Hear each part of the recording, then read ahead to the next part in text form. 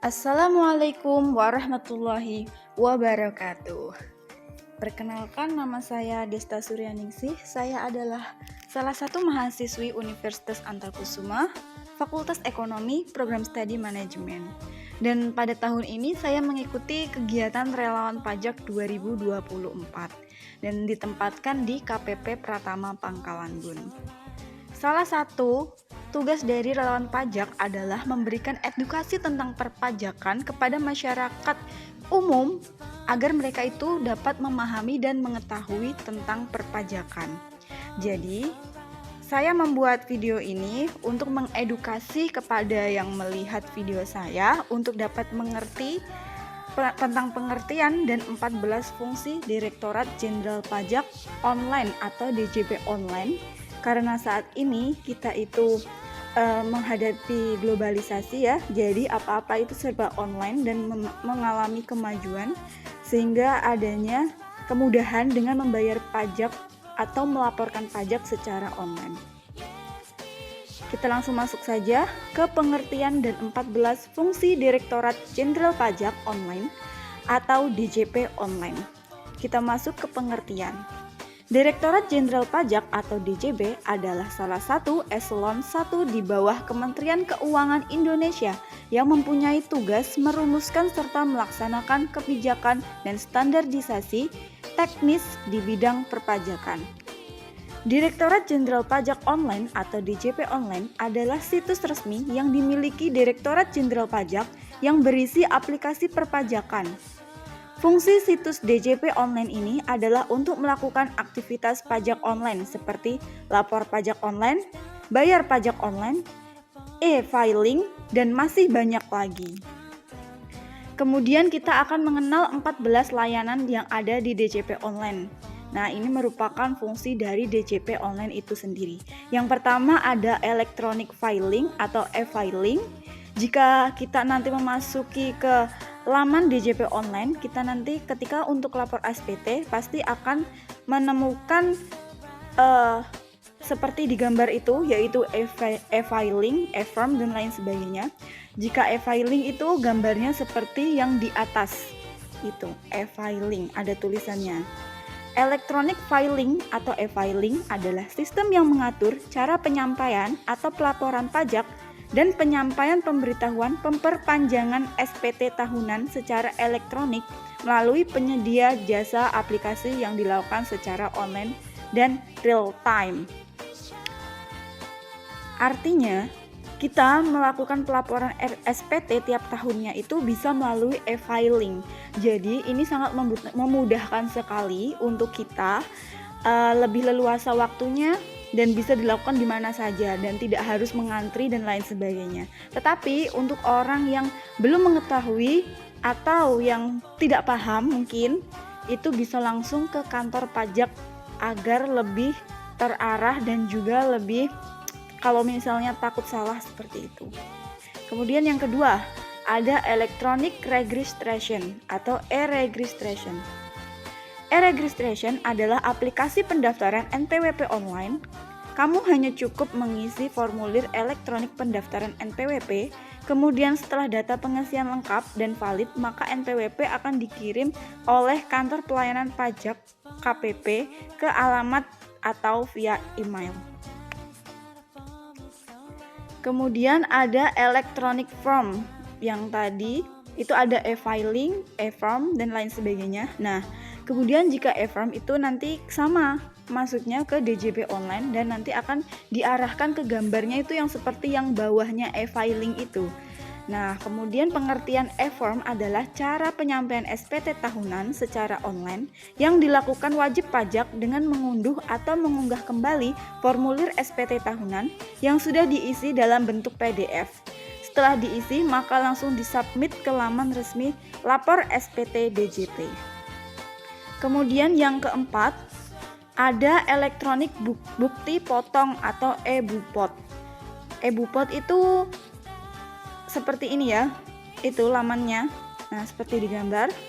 E-bupot adalah aplikasi bukti pemotongan pajak penghasilan yang disediakan oleh DJP. Bukti potong elektronik ini hanya bisa dimanfaatkan untuk PPh pasal 23 atau 26 dan unifikasi ya. Jadi mungkin untuk pasal 21 itu belum bisa ya. Maka sering saya mendapatkan wajib pajak itu ketika dibantu lapor SPT itu ya menggunakan ini masih kertas gitu, masih pakai kertas mereka. Kemudian kita lanjut ke yang kelima, ada electronic billing atau e-billing. Cara mudah bayar pajak seperti di gambar ya. Kode billing ini biasanya digunakan untuk membayar sesuatu ya, untuk memudahkan kita juga. E-billing adalah aplikasi pembuatan kode billing pajak secara online untuk proses pembayaran pajak.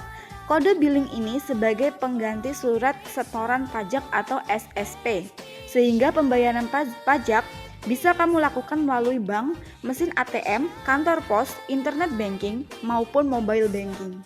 Jadi pembayaran pajak itu tidak melalui kantor pajak ya teman-teman. Jadi pembayaran pajak itu melalui bank, mesin ATM, kantor pos, internet banking, dan mobile banking atau lain sebagainya. Jadi tidak di kantor pajak ketika kita membayar pajak, seperti itu. Kemudian yang keenam ada electronic objection atau e-objection ya. Dalam meningkatkan efektivitas dan efisiensi dalam penyampaian surat keberatan dan untuk lebih memberikan kemudahan bagi wajib pajak dalam penyampaian surat keberatan, maka diimplementasikan aplikasi penyampaian surat keberatan secara elektronik atau e-objection sebagai alternatif saluran atau channel dalam penyampaian surat keberatan tersebut. Kemudian yang ketujuh ada elektronik pengalihan hak atas tanah dan bangunan atau disingkat EPHTB. EPHTB adalah layanan daring yang digunakan untuk melakukan validasi surat setoran pajak atau SSP, PPh, PHTB. Dengan adanya fitur ini dapat memudahkan para wajib pajak seperti kita untuk mengajukan validasi pemenuhan kewajiban penyetoran PPh, PHTB secara elektronik. Kemudian ada elektronik surat keterangan domisili atau ESKD. Adalah sebuah platform elektronik untuk membuat dokumen yang dibutuhkan wajib pajak luar negeri atau WPLN. Dokumen ini akan difungsikan sebagai kelengkapan untuk mendapatkan keringanan pajak dan dikenai tarif pajak penghasilan atau PPh sesuai dengan persetujuan perhindaran pajak berganda atau P3B. Yang kesembilan, ada elektronik surat keterangan tidak dipungut atau ESKTD. Adalah aplikasi penyampaian permohonan surat keterangan tidak dipungut bagi pengusaha yang melakukan impor atau penyerahan barang atau jasa kena pajak atau BKP atau juga bisa disingkat JKP, alat angkutan tertentu. Kemudian yang ke-10 ada info konfirmasi status wajib pajak atau KSWP. Info KSWP digunakan untuk mengetahui status wajib pajak. Selain itu, digunakan untuk memperoleh surat keterangan fiskal atau SKF, surat keterangan domisili untuk objek pajak dalam negeri, pengajuan surat keterangan atau PP23, pemberitahuan memilih pengenaan pajak berdasarkan ketentuan umum PPh atau PP23, dan surat keterangan jasa luar negeri atau SKJLN, serta beberapa manfaat lainnya. Jadi sangat banyak sekali ya manfaatnya. Kemudian yang ke-11 adalah portal layanan. Portal layanan adalah menu untuk seluruh layanan permohonan administrasi selain lapor dan bayar. Dengan fitur tersebut, wajib pajak bisa mendapatkan sejumlah layanan online secara mandiri. Hal ini juga digunakan sebagai bentuk wadah bagi seluruh pelayanan administrasi perpajakan. Yang ke-12 ada rumah konfirmasi. Rumah konfirmasi dokumen adalah aplikasi yang digunakan untuk melakukan konfirmasi validitas dokumen perpajakan yang diterbitkan oleh DJP. Yang ke-13 ada electronic reporting atau e-reporting. E-reporting itu terbagi menjadi dua teman-teman. Yang pertama ada e-reporting investasi dan e-reporting insentif. Realisasi investasi sebagai syarat mendapatkan dividen atau penghasilan lain yang dapat dikecualikan dari objek pajak penghasilan sesuai dengan PMK 18/2021. E-reporting insentif COVID-19 digunakan sebagai sarana pelaporan realisasi pemanfaat insentif pajak yang diberikan pemerintah dalam penanganan COVID-19. Karena kemarin ketika COVID-19 itu kan perekonomian Indonesia juga anjlok ya teman-teman. Jadi mungkin karena itu harus digunakan e-reporting insentif COVID-19.